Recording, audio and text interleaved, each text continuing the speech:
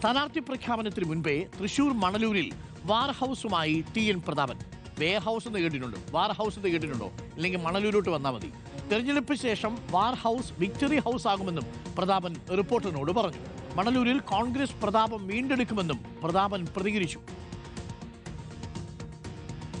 തിരഞ്ഞെടുപ്പിന്റെ ചൂട് ശക്തിയിലേക്ക് കടക്കുകയാണ്. തൃശ്ശൂരിൽ ഒരു മണ്ഡലത്തിൽ സജീവമായ പ്രവർത്തനം ആരംഭിച്ചു കഴിഞ്ഞു. വീടെടുത്തുകൊണ്ട് മണലൂരിലെ ചിറ്റാട്ടുകരയിൽ മുൻ MLA TN പ്രതാപൻ തൻ്റെ അംഗം കുറിച്ചു കഴിഞ്ഞു. അദ്ദേഹം അത് തുറന്ന് സമ്മതിക്കില്ല, കാരണം ഔദ്യോഗികമായ പ്രഖ്യാപനം ഉണ്ടായിട്ടില്ല. പക്ഷേ എല്ലാ സജ്ജീകരണങ്ങളുമായി കഴിഞ്ഞു. ഇപ്പോൾ TN പ്രതാപൻ നമ്മോടൊപ്പം ചേരുന്നു. പ്രതാപൻ ഇത്തവണ മണലൂർ കൈകൊടുക്കുമോ? അത് പിന്നെ കോൺഗ്രസ് പാർട്ടിയും UDF ആണ് തീരുമാനിക്കുന്നത്. കോൺഗ്രസ് ഹൈക്കമാൻഡ് അന്തിമമായി സ്ഥാനാർത്ഥിയെ പ്രഖ്യാപിച്ചിട്ടില്ല. പാർട്ടി പറഞ്ഞാൽ മത്സരിക്കും, പാർട്ടി പറഞ്ഞാൽ കുഴികുത്തും, പാർട്ടി പറഞ്ഞാൽ പോസ്റ്റ് ഒട്ടിക്കും, പാർട്ടി പറഞ്ഞാൽ എന്ത് ജോലിയും ചെയ്യും. കഴിഞ്ഞ 2 തവണ ഞങ്ങളുടെ കയ്യിൽ നിന്ന് ചുണ്ടിനും കപ്പിനും ഇടയിൽ സീറ്റ് നഷ്ടപ്പെട്ടു പോയി. UDF ഇത്തവണ എന്ത് വില കൊടുത്ത മണവിൽ ഞങ്ങൾ തിരിച്ചു പിടിക്കും. അതിൽ സ്ഥാനാർത്ഥി ആരാണ് എന്നുള്ളത് ഞങ്ങൾക്ക് പ്രശ്നമല്ല, ജയിക്കലാണ് ലക്ഷ്യം. ഈ വാർ ഹൗസ് ഇലക്ഷൻ കഴിഞ്ഞാൽ വിക്ടറി ഹൗസായി മാറും. ഇത് അതുകൊണ്ടാണ് ഇത് നോക്കിയാൽ ഇതിന് ബാക്ക്ഗ്രൗണ്ട് ഇത് വൈറ്റ് ഹൗസാണ്. ഇതൊരു വൈറ്റ് ഹൗസായി നിൽക്കുന്നതാണ്. ഇതിപ്പോൾ ഒരു വാർ ഹൗസാണ്.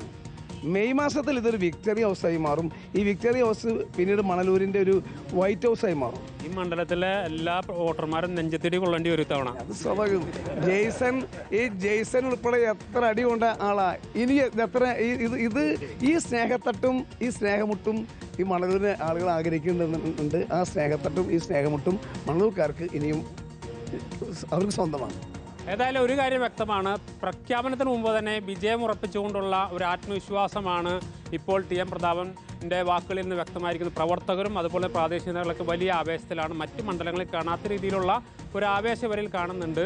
ഓർക്കണം, തിരഞ്ഞെടുപ്പ് തീയതി പ്രഖ്യാപിച്ചിട്ടില്ല, സ്ഥാനാർത്ഥിയെ പ്രഖ്യാപിച്ചിട്ടില്ല, ഒന്നും പ്രഖ്യാപിക്കാത്തപ്പോഴും മണലൂർ മണ്ഡലത്തിലെ തിരഞ്ഞെടുപ്പ് രംഗം UDFന്റെ സജീവമായി കഴിഞ്ഞു എന്ന് തന്നെ പറയേണ്ട ഒരു reporter Jaison, reporter Thrissur. Okay, thank you. ജെയ്സനാണ്. ഈ TN പ്രതാപൻ്റെ കയ്യിൽ നിന്ന് അടി കിട്ടിയിട്ടുണ്ട്.